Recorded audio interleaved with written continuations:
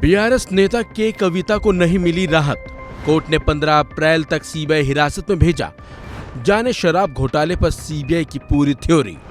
दिल्ली शराब घोटाले केस में फंसे दिल्ली के सीएम अरविंद केजरीवाल और बीआरएस नेता के कविता की मुश्किलें कम होने का नाम नहीं ले रही हैं। के कविता और अरविंद केजरीवाल को उम्मीद थी कि उन्हें जल्द इस केस से राहत मिल जाएगी, लेकिन राहत मिलने की बजाय ये लोग इस केस में और ज्यादा फंसते नजर आ रहे हैं। तो इसी बीच शुक्रवार को के कविता राउज एवेन्यू कोर्ट में पेश हुई, लेकिन उन्हें कोर्ट से राहत मिलने की बजाय बड़ा झटका लगा। दरअसल कोर्ट ने के कविता को 15 अप्रैल तक के लिए सीबीआई की हिरासत में भेज दिया है। कोर्ट ने शुक्रवार को दिन में के कविता को 5 दिन की हिरासत में देने के अनुरोध से जुड़ी सीबीआई की याचिका पर आदेश पहले सुरक्षित रख लिया था, लेकिन बाद में कोर्ट ने के कविता को 15 अप्रैल तक हिरासत में भेज दिया। बता दें, दिल्ली शराब नीति मामले से जुड़े मनी लॉन्ड्रिंग मामले में सीबीआई ने के कविता को गिरफ्तार किया है। कविता को आपराधिक साजिश और खाते में हेराफेरी और भ्रष्टाचार निवारण अधिनियम की कुछ धाराओं के तहत सीबीआई ने हिरासत में लिया था। सीबीआई ने कोर्ट से बीआरएस नेता की 5 दिनों की रिमांड की मांग की थी।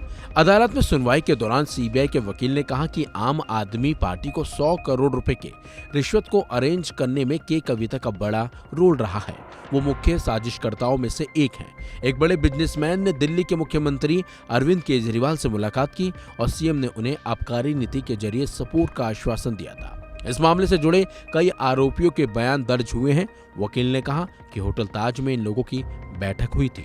सीबीआई ने कहा कि के कविता ने हैदराबाद में बिजनेसमैन से मुलाकात की थी। विजय नायर के कविता के संपर्क में था। बीआरएस नेता ने बिजनेसमैन से 100 करोड़ रुपए की धनराशि की व्यवस्था करने के लिए कहा था। कविता ने इस पैसे का इंतजाम करने में बहुत बड़ी भूमिका निभाई थी। सीबीआई ने कहा कि गोवा चुनाव के लिए हवाला के जरिए पैसा इकट्ठा किया गया।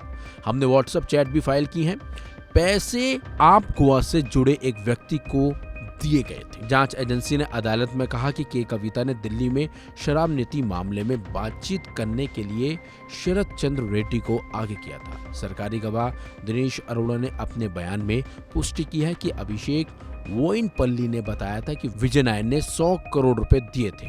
सीबीआई ने शराब नीति में अब तक दाखिल की गई चार्जशीट में मनीष सिसोदिया, विजय नायर और अन्य आरोपियों की भूमिका को लेकर तथ्य कोर्ट के सामने रखे, जिसके आधार पर के कविता को हिरासत में लेने की मांग की गई थी। फिलहाल इस खबर में बस इतना ही। अपडेट्स के लिए बने रहिए वन इंडिया हिंदी के साथ।